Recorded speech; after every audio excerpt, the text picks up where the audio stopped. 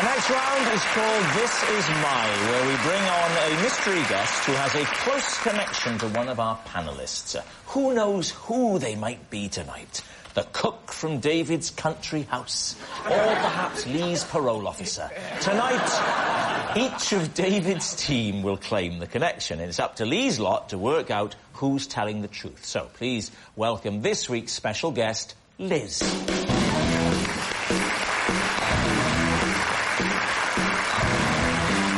Liz. So, start with you, Joe. What is Liz to you? Well, this is Liz, and when she was a baby, I accidentally dropped her in a pond. There will be time. There will be time. Larry, would you tell us what Liz is to you? This is Liz, who taught me basic bar skills before I went to work in the Queen Vic. OK. And, David, what is Liz's connection with you? This is Liz, and together we are writing a guide to the castles of Britain.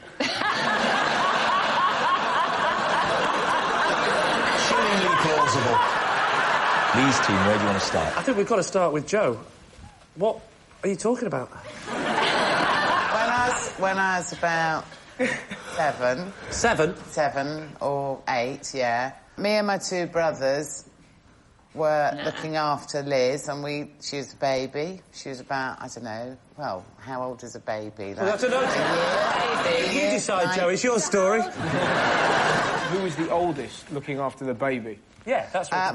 my brother. He was how old? He's a year and a half older than me. So he was 9 and a half, yeah. And his role was the chief leader of looking after the baby. Yes. Yeah. And what a great job you all did, may I say.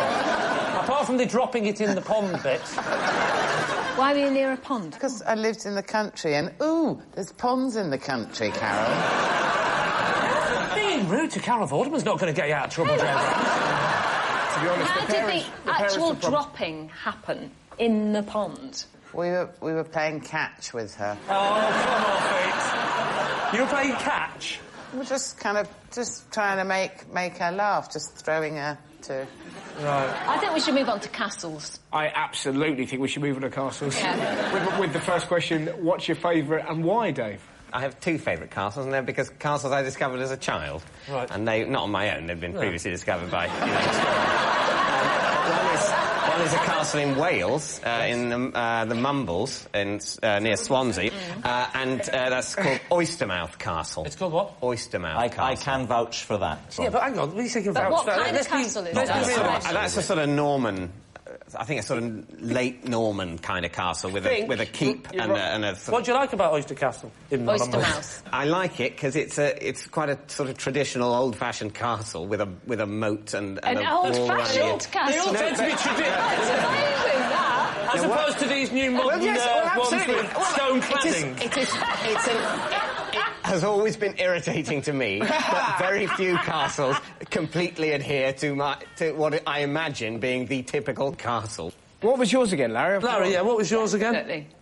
This is the lady who taught me my basic bar skills for when I was working in EastEnders. And what are the three most important bar skills that you now have? My character is supposed to have spent years working in the bar and pub business. Yeah. So, you know, it's timing. It's not just a case of, you know, pull a pint. You've got to pull a pint and be talking to a customer, taking money. What sort of lines might you say, Larry? You might say, how you doing, sunshine? Or,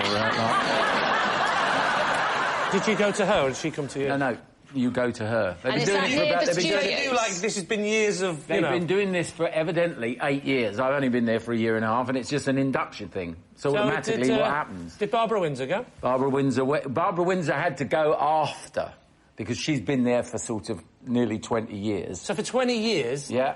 Then they said, OK... Yeah. It's been OK so far, but we've decided... Yeah. Suddenly... The first 14 years was great, but now it's about time you had a bit of bar training, because we can't keep putting up with you missing that pint pot anymore.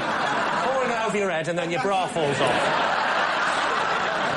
We need an answer. So, Lee's team. Is Liz Joe's pond playmate, David's fellow castle expert, or Larry's bar tutor? What do you think, Russell? I think castle. Why do you think castle? Because Dave's an intelligent man and will have lots of little hobbies and stuff. This is definitely Larry. It's definitely, it's not Joe. That's completely you, inconceivable. You would not give a very small baby to 3 very young children, even in the 60s. Who went in the water to get the baby out? My brother Bill. Nah. What, because he had the right beak shape? Lee, I'm going to push you for an answer, Lee. Larry, say Larry. I'll say Larry. I'll go with it, say Larry. You're saying it's Larry. I don't think any of them are OK. It's true. Liz, would you like to reveal your true identity? I know Jo. She dropped me in a pond when I was a baby.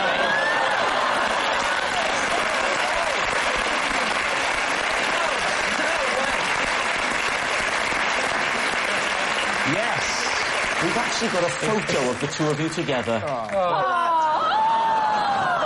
the fear in her face. Liz, congratulations. I don't know why I'm congratulating you for being thrown into a pond. And thank you so much for coming. Liz. Yes, it's actually true. Liz was dropped in a pond as a baby, and it was Jo who accidentally dropped her. And then accidentally skipped away laughing. She also accidentally strapped her to a breeze block and tied her up in a sack full of kittens. But that's Jo, ever so clumsy. When I present a show for the first time, I like to wear red underwear. David's team, what do you think? People were genuinely moved by that. Why? Red is a colour synonymous with luck and fortune, with the Chinese, anyway. And I... Right. Chris, you must know what superstitions... I don't follow superstitions. You should. You'd be really good, then. The Chinese, this Chinese thing with red, none of you looked like you had any recognition of that. I thought this was quite well known. No, I associate red with sort of communism and... and the colour bits of the map are painted during the glory days of the British Empire. The Chinese do get married in red, They do. But you're not Chinese. Why do you find that the need to go for a Chinese customer? Yeah, what's wrong with our luck? What's wrong with a nice horseshoe or something? You have to go for Chinese luck. That's better. Alternative luck.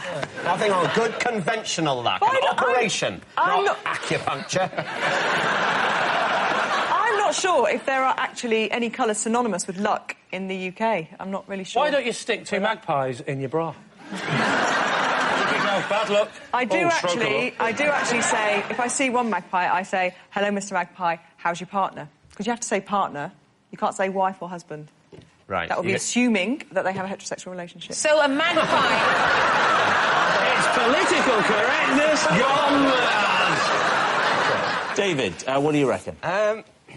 It's very hard. I'm a very indecisive person, as you know, Rob. It's very... As you know, Rob, that makes it sound like I'm always coming on to and you're always saying I can't make my mind up.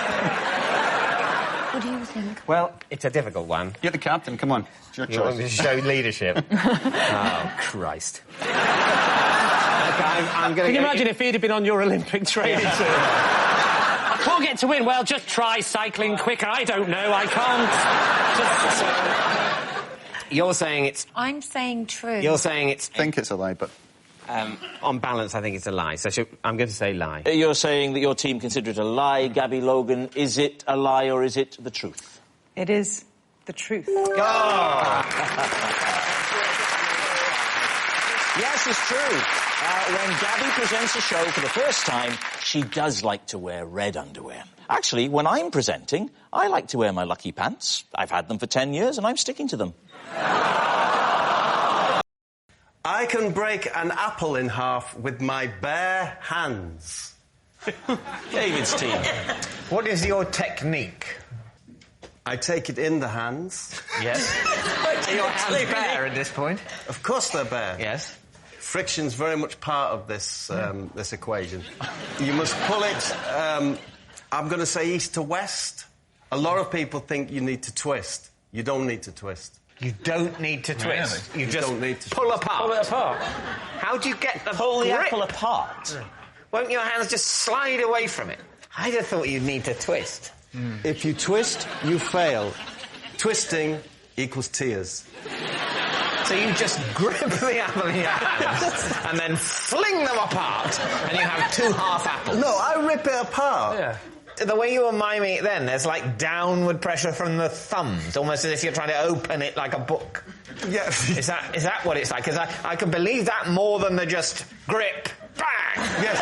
No, David, that's fair enough, yes. It's a sort of, you're almost like, you insert... but I so wish it was bang, it's not. No, you're inserting the thumbs to try and pull it apart that way. No insertion. All right. No, but downward pressure. Downward pressure, and there it is. So where are the thumbs? Are the thumbs either side of the stalk? You know where the thumbs are, David. Where are the thumbs either side of the stalk? Yes. No insertion or penetration? No, absolutely not. No, the thumbs are used for gripping, not for ripping. That's what I was taught. And if you remember that... The system comes with a catchphrase. If you can remember that, you too will be parting apples. How long have you done this for? I have done it for a long time. What I used to do to entertain was I used to take hard-boiled eggs, peel them, I can still do it, and I could take the shell off in one. And you actually peel the membrane rather than trying to... Don't be all rough-handed and don't, take your time. Off it comes bang. And when did you... That's the correct way to present. With an apple, it's this. When did you first discover that you could do the apple? How did it come about? How did it come to be? I can't remember the first time I did it. I can remember the feeling. But I can't remember the first time I did it. What was the feeling? The feeling was magnificent. Right, David, is that the truth? I don't think so, but it could be. Can we leave it at that? Yeah, that's fine. OK, on to the next round. No, we can't. I agree with that. I'd love to see him... I hope it's true, because then they'll make him do it. Yeah. And I'd love to see it. Yeah. If it's not true... Make him do it anyway. Try? So what's it going to be? Oh, I really want it to be true, but it isn't true, I don't think. You can't pull an apple apart, can you? You can't just rip it in half. I so want you to be able to. If you and I can't, sure. And I can't. I've never tried. Have you ever tried? If I had an apple here, and I can have a few But I think goes. if those two can't do it, David, with no disrespect, it's highly unlikely you're going to pull it off. Tremendously, frighteningly strong hands, as I found out to my own cost.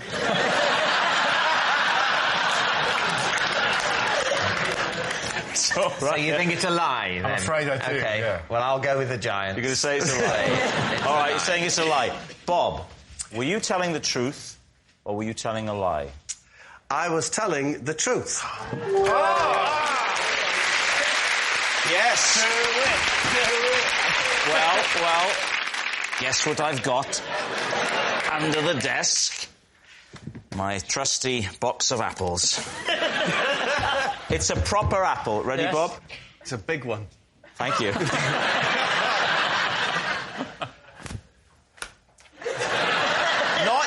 Not you, him. Does your husband play cricket? I love that sort of thing. Where shall I do it? I really hope he can't do it. Yeah! Whoa!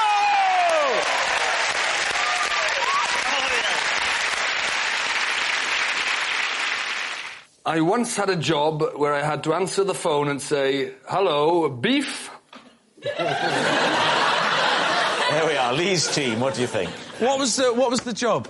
It was a job. It was an office job where. An office job? Yeah, an office job. Right. In an office job. Yeah, I know what an office job is. Yeah. With a certain the word type... office I'm not confused with is the bit about the beef. Let's get into it. It's a government department where we dealt with beef and lamb and suckling cows. Right. So what was the government department exactly? What were they It doing? was it was an agricultural department of Welsh government. So they'd ring up and say, "Hello, beef," and the kind of questions they would ask you would be... They'd say, it was all about identifying animals. Identifying them? Yeah. So you go, "Hello, beef," and they go, "I think you're just a man. I'm looking at a big black and white animal. It's saying move. Can you help me?" That's a cow. I'm beef. Goodbye. No. Well, either that or you might want to put them through the suckler cow. Depends who is male or female. What is a suckler cow? I don't know. I only worked in beef.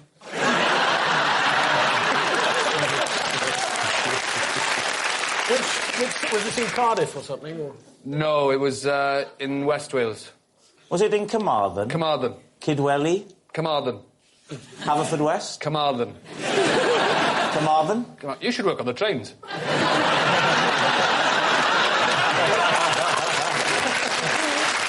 The Welsh office is in Cardiff, but the Welsh Office Agriculture Department, WOAD, is in Carmarthen. So farmers would ring you up and ask you questions about Farmers beef? would ring me up and they'd say, got an animal here, and it needs identification, and we would give them...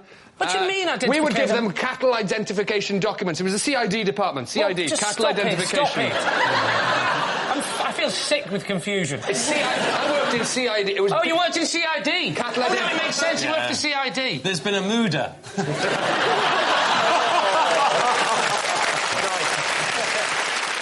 CID was cattle identification document, so it's like a cow passport, and they'd ask us questions about cow passport? A cow passport. They'd ring up and they'd say, we've got a new cow in town.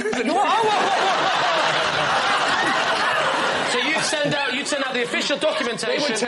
They would tell me the animal's details, and we would print up a CID, cattle identification document. Because each one needed this. Everyone had to have this. Every cow. Oh, every cow, yes.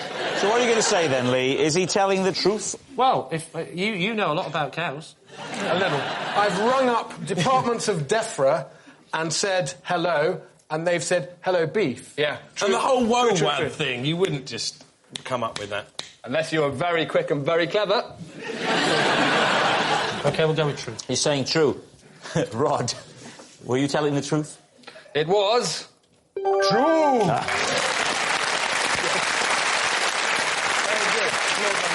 Round is called This Is My, where we bring on a mystery guest who has a close connection to one of our panellists. Now, this week, each of David's team will claim it's them that has the genuine connection to the guest. And it's up to Lee's team to spot who's telling the truth. So please welcome this week's special guest, Sid.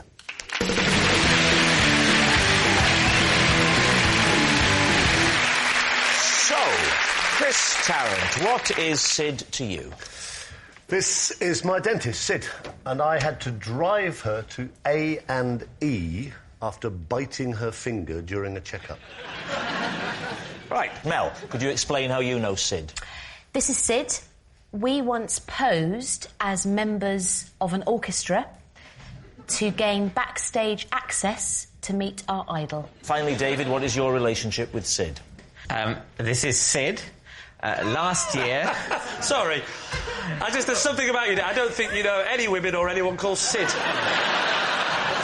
In which case you'll be saying that it's a lie. Correct. This is Sid. Lie. This is Sid. Last year, she rescued me when a seaside donkey went haywire with me on its back. Can I just say, I retract my earlier comment, true.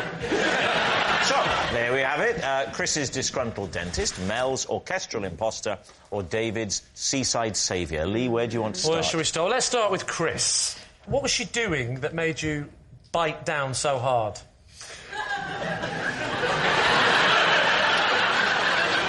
She's actually a very accomplished dentist. Her real name is Sydney Matthews. She is the junior partner in a company called Matthews and Priddy in Weybridge in Surrey. Whoa. Who are Sorry, top her real name is dentists. Sydney. Sydney. Sydney? Girl's name, Sydney. I couldn't understand what he was saying, but now someone shouted it really loudly in Welsh. It's a lot clearer. So, sorry, Chris, say it again. I fixed up to go and have a temporary crown taken out and put the proper one in. Oh, yeah. Coronation, was it? You're getting above yourself, Tarrant. So she starts doing this little bit of drilling, and of course you've got so much glue in your mouth. I'm going, it really hurts, I want to unattack it. And she says, what? At which point I bit her finger, in fact 2 fingers, really quite badly. And she is pouring blood. And does Sid treated you since? No, but she's due to in about 3 months, so I'm trying to be quite nice to her. Right, do you want to move on to another suspect? David, what did it do, the donkey? It ran suddenly in one direction with me on its back. No. Yes. Where were you? I bet he says Blackpool. No, I was on the beach. It was in Norfolk. And a beach in Norfolk. Do you know which beach? I know Norfolk quite well. Which beach in Norfolk was it? Oh, damn. It was Great Yarmouth. When was this? It was last year. Do they let adults ride donkeys? Good question. Ask him. Yes, they do. They did. I got on the donkey, it went haywire. What? You saying I'm a liar? The donkey went haywire and Sid rescued me. But what scared the donkey? Yeah, I can answer that. What scared... You haven't explained why you were on the donkey. When I look at you, I don't think donkey. Thank you. I think Mel does. The aim was...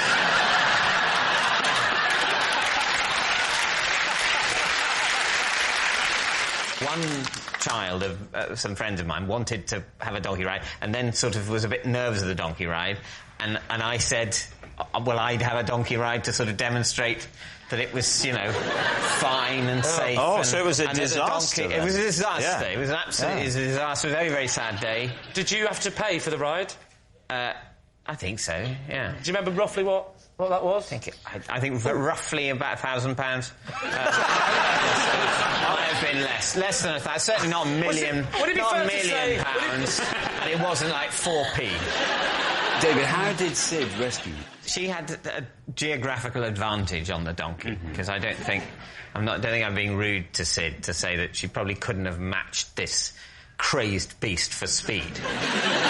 She was over where the donkey was headed, sort of near there, and was able to intercept and grab the bit of string that's attached to a donkey's face. It's like having Zara Phillips with us, isn't it? Yeah. It really is. I've literally never seen a donkey in your life. Right, what about Mel, then? Just remind us again of your story. This is Sid. Yeah. And we once posed as members of an orchestra. Yeah. To meet our idol. Right. Who's the idol, just for fun? Leslie Judd, the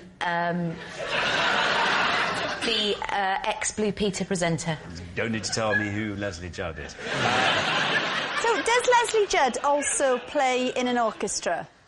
Not that I know of. What was she doing there? What was she doing there? She was hosting the event. Where was it? It was in Oxford Town Hall. And you were how old?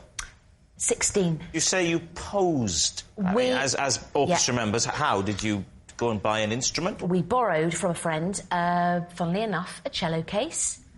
Well, that's all you'd need, because one of you gets in it. Yeah. So hang on, when you were 16, I'm just thinking this through. Leslie Judd, as we all know, is a Blue Peter presenter back in the glorious heyday Fab Four. The Fab Blue Four. Peter. Exactly. Notes, Purvis, Singleton, Judd. When grown-ups used to... Yeah. When grown-ups used to host exactly. Blue Peter. Yeah. Great times. Did it work? We got past security. I'm not sure about this security business, to be honest with you. I can't imagine a meeting... Oxford Town Hall, where they're going, hey, we got on next week. Leslie Judd is hosting an orchestra. We're going to need some security. Did she sign anything for you? She did, yep. I had a Blue Peter annual. Yeah. I think Leslie was in circus gear on the front. I've got that one. Oh, that's... Yes. All right, we need an answer, so... What are you going to say? I think it's Chris. You think Chris Because bit a lady? Sid, more importantly, Yeah. looks like she could be a very good dentist. No, you see, I have to disagree. I disagree. If we're going by looks alone, I'd say she's more likely to have manhandled a donkey. Well, we can't just go by looks, can we? I think she looks like a really lovely friend of Mel's. We need an answer, so... Alex thinks it's Chris. Are you sticking with that? I'm sticking 100%. And Lee, presumably, you think me? Despite my real gut reaction that it's David, I would say, of the two, we will go with Mel. Or will we go with Chris? Split the difference. Me!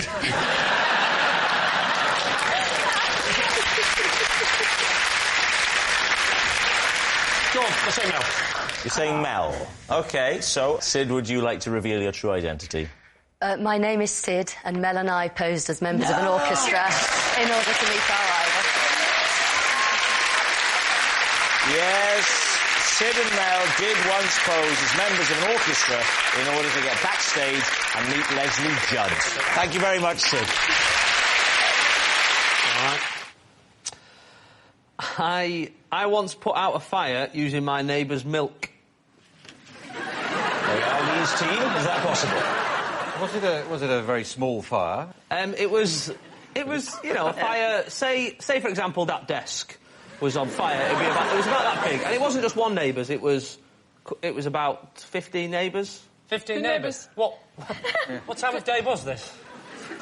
In the morning when the milk came. One of your neighbours were up early enough to bring the milk. It was a Saturday. It's a Saturday, they have a lie-in and you get double milk because of the Sunday, So what was on fire, please? It's just on a field, there was like some dried grass. Just a bonfire, then? Well, no, we just thought, oh, look at that dried grass, let's set it on fire. And, that's what you do when you're 25. I think we were about 8 or 9. But basically, you're an arsonist. You started the fire. Yes. And then stole some milk in order to put it out. When it could have just burnt out quite happily on its own. There was no need, really, to pour... Yeah, but at 8, I've not got this knowledge of fire. I'd seen 3 episodes of London's Burning. I don't know why... I'm not sure that adds up, Jason.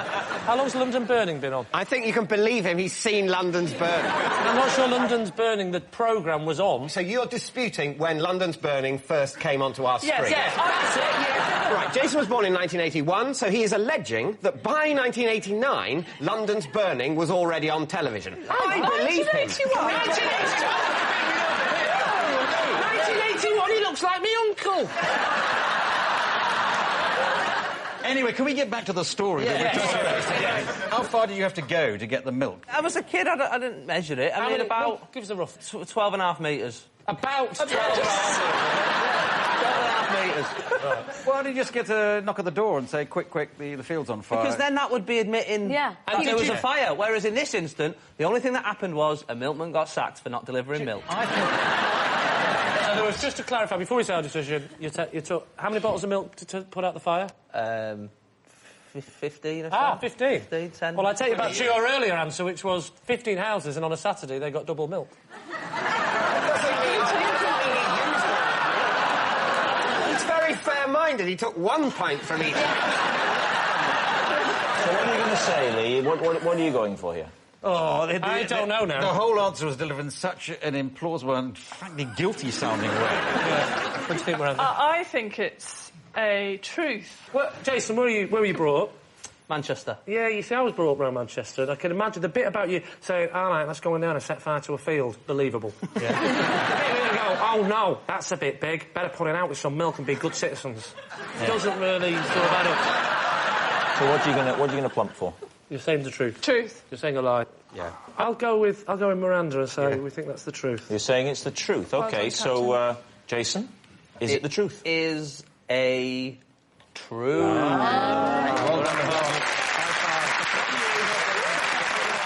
I once spent an entire day on the Asda shuttle bus just to have a day out.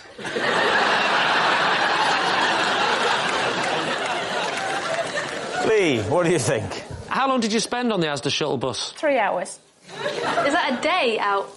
Well, yeah, I slept late. So you spent 3 hours on the Asda shuttle bus, on your own? Yes. Well, no, there was other passengers, but I wasn't with anybody else. You were... All life is there on the Asda shuttle bus. Well, no, you just sit there and watch the world. No, it's not. Get on with their shopping. It's not all life, but you wouldn't be on it, would you? No, I So, Ronnie... Oh, sorry. I think Ronnie wouldn't be on it before David wouldn't be on it. Oh, no. Can I just say, I'd be on it. Happily. You'd be driving it. I'd be. You should be on the Asda shuttle bus because you're quite small and every little helps.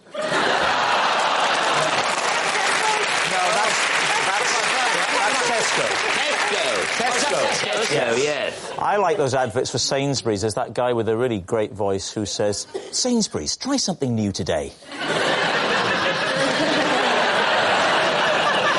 I'm the voice of Scottish laminate flooring.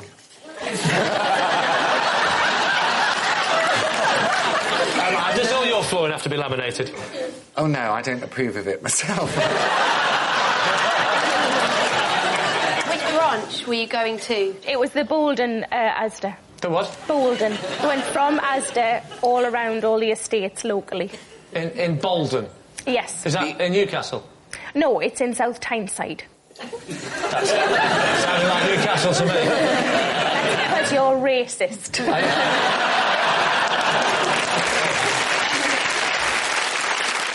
Did you get on the bus thinking you were going to go shopping and then thought, this is fun, I'll stay on it? Or did you plan to get on the bus as a jaunt? I got on because I thought it would take me home, but it didn't go anywhere near my house, so I just stayed on. And then got back off at Asda. And you so were it wasn't so you got on thinking it would take you home.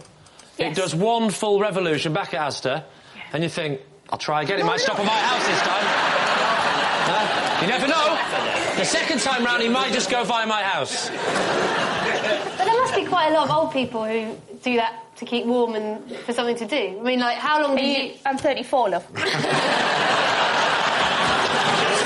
All right, so what are you thinking, Lee? Which way are you leaning? Julian. I've no idea on this one. I've changed my mind. I think it's true now. What made you change your mind? The story of her trying to get home, that part of it. See, that was the bit that made me think she wasn't turned to it, because... Oh, it's so different. I know. Hey, you say that. Wait, that'd be a great name for a double act for me and you. Chalk and cheese. Hello, I'm Chalk and this is cheese. I'll phone my agent. Oh, I don't know. Holly? I think it's true. You think it's true? So what are you going to say, Lee? Oh, go on then. I will say it's true. You're saying it's true. OK. Sarah, truth or lie? It is true. For my first term at university, I rented the bathroom in a student house and slept in the bathtub every night. Lee? Greg? Yes? Before we even start this, can you stand up?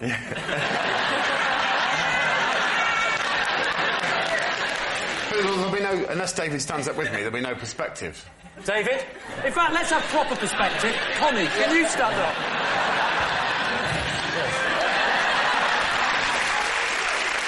You know the question. Yeah. What's the answer? Well, I just hung off the end of the bath, as I'd hang off every single bed that I've ever slept in. No. You definitely don't hang off a bath like you hang off a bed.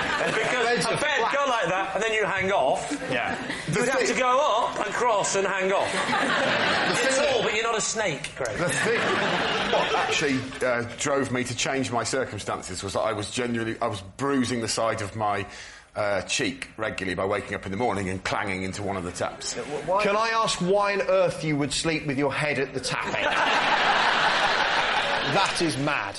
Yes. Well, you know, I was 18 years of age and I mainly lived off Thunderbird wine, so bad decisions were my forte at that period. So did you have a bed? No. In the house? So that was the reason you was in the bath? There was a... why did you think he was in the bath? I chose to, Phil, yeah. How many other people were there in the flat? 3. 3 people, what, 3 beds? Yeah. Why would you not sleep on the floor next to the bath? We had a giant 1970s sofa that had a peculiar corner unit, and I took both cushions from that corner unit and they fitted in the bath perfectly, and it was incredibly comfortable. So hang on, it wasn't a freestanding bath? A roll top? Yeah, was it a roll top freestanding bath? It wasn't a freestanding bath, but the end of the bath projected out into the room. Where was this, Greg? Which town were you? Was this Oxford or Cambridge? It was in Isleworth in West London. It was only because of a mix-up in housing agreements. We soon sorted it out after a term. I only had to do it for a term. What was the mix-up? I'd agreed to move in with these 3 guys and we got the wrong size house. Hang on, that's not a mix-up, that's just stupidity. There was 4 of you, and you got a 3-bedroom house. Been a bit of a mix-up, The boys blamed me, which is why I got the bath. Why did they blame you? Because I was the one who booked the house. How did you get into university?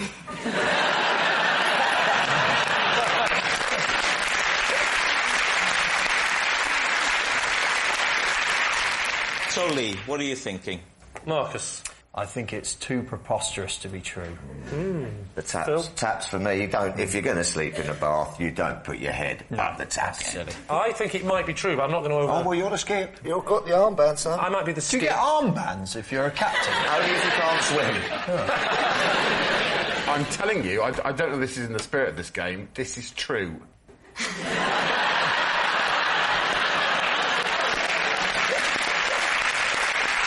That was sufficiently moving. I'm going with it. I'm saying it's true now. What are you saying, Skippy? Should we say true? True. Not Skippy, Rob, not Skippy. That's not good, right? I'm not going to go and go and fetch help. I'm the skip, right? Someone's fallen into a mine shaft. We're going to go for true. Go on, mate. True. Change it to true. We'll change it. We're going for true. You're saying it's true. Greg Davis, were you telling us the truth or were you telling a lie? Do you feel, David, any sense of genuine competition in this game? Yes, I do, yeah. Then I think you're going to like me very much. It was a lie.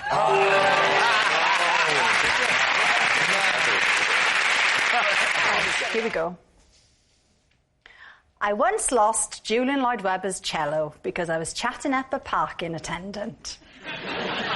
Well, David and Tina. A lot of factors there. Why were you in possession of Julian Lloyd-Webber's cello? Because he had lent it to me. Why would he lend you his cello? Well, not exactly lend.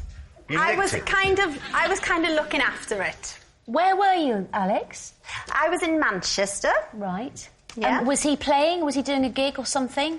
He was doing, he was like with an orchestra, but he had his own solo part, so he played. I know an orchestra. They have an instrument each, don't they?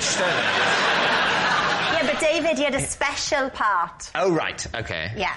But for which he didn't need his cello. It was he asked you to hold the cello. This was before. And go and check on the parking scenario in the middle of the symphony. This was before the concert. Okay. So did you know him? I hadn't met him before. No. But what was the great attraction of the parking attendant? Very handsome, very fit. It was a very hot How could you day. tell in a big hat like that and his jacket up He there? didn't have a hat on. They were very modern parking attendants. Oh, he didn't have a hat on? I think we need to analyse this story chronologically. Right. Start again. Now, it is the day of the concert. Right. Yes. Dawn breaks. Right. Where are you and where is Julian Lloyd-Webber? Julian Lloyd-Webber and I are both in Manchester. When did you meet? In the car park. Sound like a true Welsh girl. No, the car park...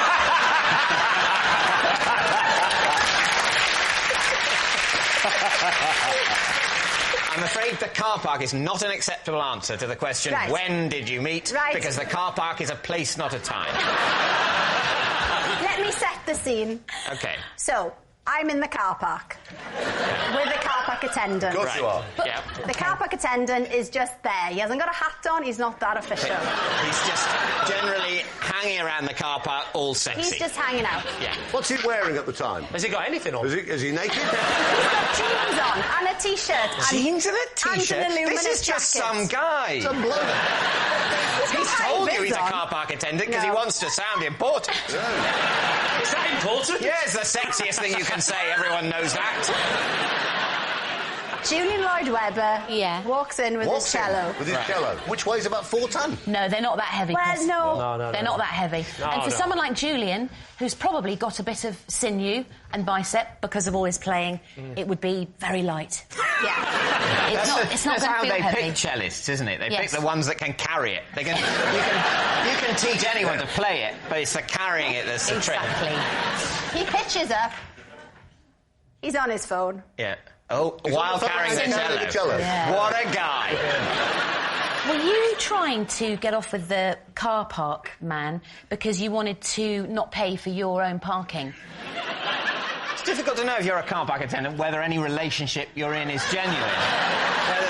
Is it me or is it just for the free parking? Yeah, exactly. Did he just hand the cello to you with a nod like that while he was on the understanding that you would know what he meant? No, he'd put it down on his side and then just went...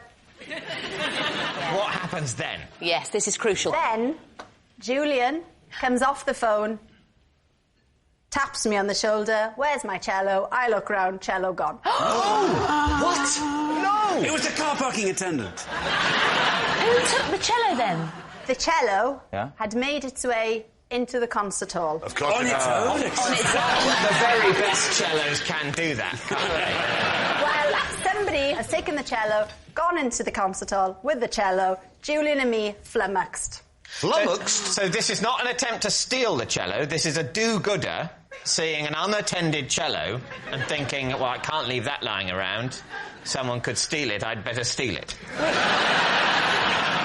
It was a good citizen who felt that's worth millions. It's on its own. I'll take it in. Why were you at this concert? What was your ostensible role? I was a runner researcher. So I was working on a television programme that they were making. That's new information. You didn't say that. I'm suddenly Yeah, coming round to I know. Julian's point of view. I know. So what do you think, David? What are you going to say? It's utter nonsense. You think it's nonsense? I'm going to say she's lying.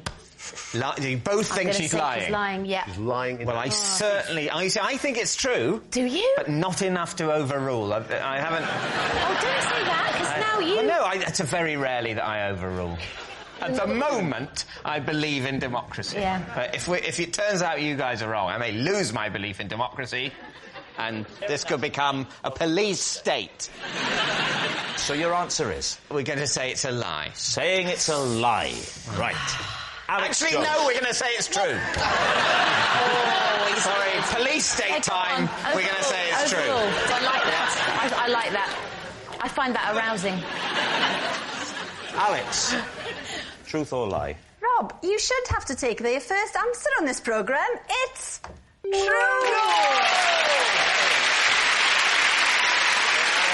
For 3 weeks, I was listed as a missing person by Interpol. Wow. When did this happen? In the mid-90s. Where were you? Had you actually disappeared? I was in Morocco. What were you doing there? I was on a bike ride in Spain. You were on a bike ride in Spain in Morocco. Can I have a moment to chat with my client? What happened was, I met someone in Spain on a train. A Moroccan So hang on, man. was this bike ride in Spain happening on the train? It was like, because I know that you get those Spanish bike rides on trains in Morocco. It's probably one of those. No, there was bad weather, and that's why I took the train from the north of Spain to the south of Spain, because apparently, according to the local newspaper, there was better, more agreeable bicycling weather. How did you then get into Morocco, though? That is because I met that Moroccan bloke on the train. and... Which Moroccan bloke? Yeah, does he have a name? I can't quite remember, but it was Mohammed or something. But Mohammed the Moroccan, you met on the train in Spain. He asked me if I wanted to join him to go to Morocco. And then I thought, well, I've never been outside Europe. In for penny, in for pound. So you were picked up by a strange Moroccan on a train and agreed to go back to Morocco with him. What's the worst that can happen? How did you find out that you were on the Interpol list? I realised only once I rang my parents, once I was back in Spain. And I rang my parents, and for them it was like someone found them from beyond the grave. So why didn't you ring your parents from Morocco? Because that man, that Mohammed, You remember Mohammed, don't you? Yeah. He was the man on the train. The Moroccan on the train. The Moroccan on the train who invited him back to his house. So then when I was staying with Mustafa and his family... From what port did you leave Spain and into which port did you enter Morocco? Question. Well, we left Spain, if I remember correctly, from Algeciras and went over to Ceuta, which is one of the 2 Spanish enclaves in the north of Morocco. Good answer. I think you've just clutched victory from the jaws of defeat. How was it then resolved? How did you end up getting off of the list? Well, hang on a minute, we're jumping ahead here. Yeah. What the hell? He's allowed to do that, him, isn't he?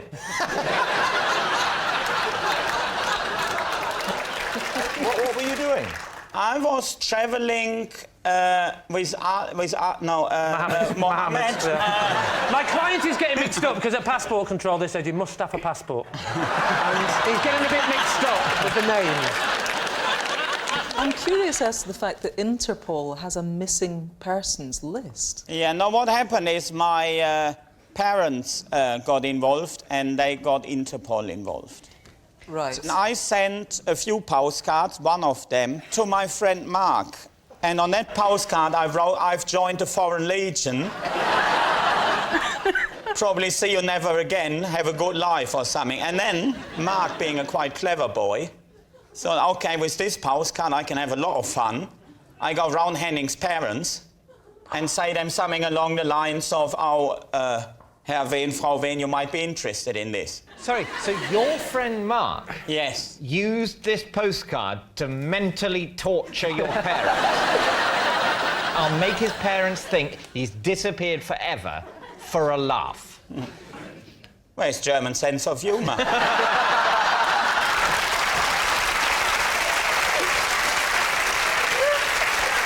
What do we know about this Moroccan chap who we're calling Mohammed? He hadn't been home for many, many years, and so we couldn't take the boat straight to Morocco. We had to go to one of the Spanish enclaves because he had to collect a suitcase full of books from a cafe in Ceuta. Why did he have a suitcase full of books? Because someone left them there for him. But why books in a suitcase? Well, it was back in the mid-90s, people were still reading. So he went to a cafe in the Spanish enclave of Morocco to collect a suitcase which he told you was full of books. Well, I suppose a friend of his left them there.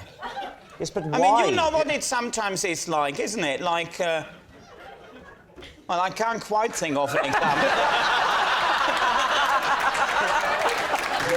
But if he could, it would be like that. Yeah. This Interpol list that you were on, can you just elaborate on how your parents got you onto it?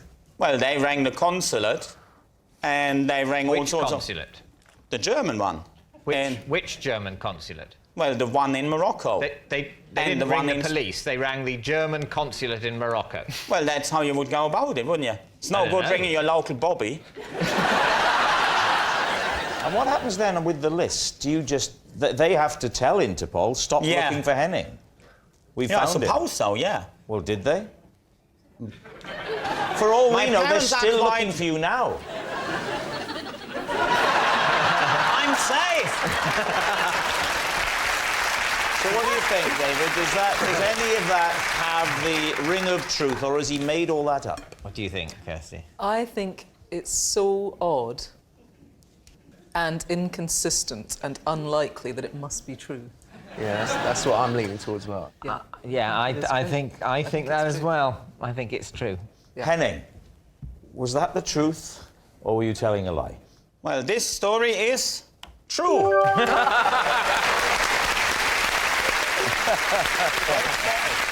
Yes, it's true. Henning was listed as a missing person by Interpol.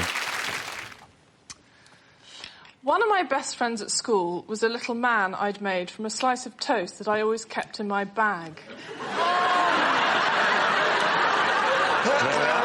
Okay. Yes, true. Next question. What was his name? Tim. Tim Toast? In the toast man. How did you make him? I cut him. I actually With figured scissors? him myself. Scissors or a knife? Scissors. Scissors, so you got a piece of toast, brown or white? Good Brown. Brown toast. Was he buttered? No, he wasn't buttered. That would be stupid, David. You make yourself a piece of toast, you butter it unthinkingly before you say, oh no, that was the one I was going to cut out and make a friend out. Now, unfortunately, I've buttered my friend, but then my friend would be more buttery, which is good. The fats in the butter would help preserve the friend from the mould which will otherwise develop, which is going to be the central part of my next question. How long did Tim last before he rotted? And what did you feel when you saw Tim, who you'd created, I stopped listening rotting? about 10 minutes ago. What are you asking me? I'm asking what happened about the rotting of Tim. I don't remember a rotting.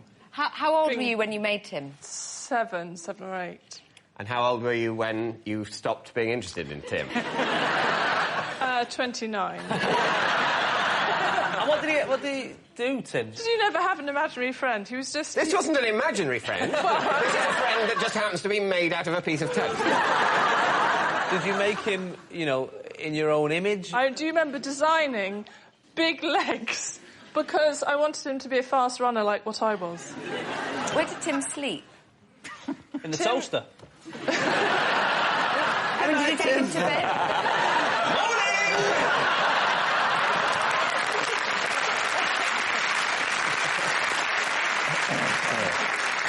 All right, then, David's team, I think you've heard enough. What do you think, Doria? I think it's true. I'd be very happy to make a small piece of toast friend. I think true. I don't know, so I'm happy to go with true, yes. You're saying it's true? I'm saying it's true. OK, Miranda, is it true or is it a lie? It is, in fact...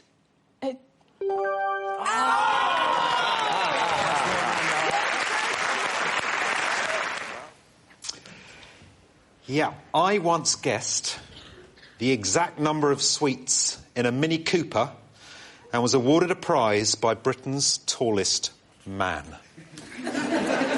How many sweets were in that car? Yep. I can't remember, actually. Oh, when was this? I would have been about 11. Can you give us a ballpark figure? It was something in the sort of 4,000 area, because they were quite... They were quite big. I don't think they were... 4,000 sweets in a Mini Cooper? I don't think they were real sweets. They were probably, like, fake big sweets. Right. What sweet were they? What tipped you off to make you think that they was fake? They just looked too big for a mouth. If they're that big, you said about that big? Quite big, yeah. But I don't know, about, yeah. So they had massive fake sweets in a Mini Cooper? Yeah. I'm very suspicious of your story. Yes, you can't remember the amount, you can't remember the size. And where was this? Any recollection of the country? Or... Yeah. It was at Brent Cross Shopping Centre, and I won £100. What? That was the prize. £100? £100. What year was this? Oh, 83, something around there. Late 80s and 83. Do you know, one bit of advice, don't ever try and make it in politics. You haven't got a chance. And he knows.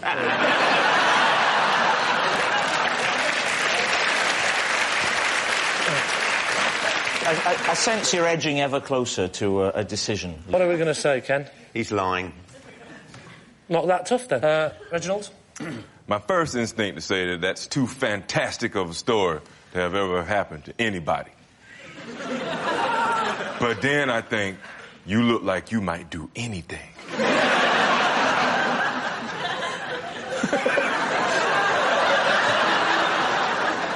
I'm gonna go with yeah.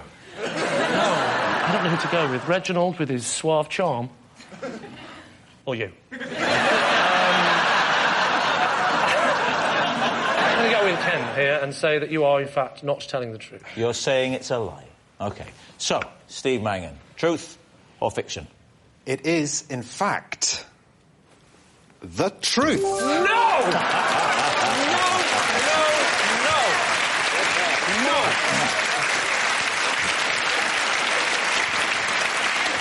Yes, it's actually true. Stephen did guess the exact number of sweets in a Mini Cooper and was awarded a prize by Britain's tallest man. I'm so glad that story ended happily, considering it had the words car, sweeties and strange man in it.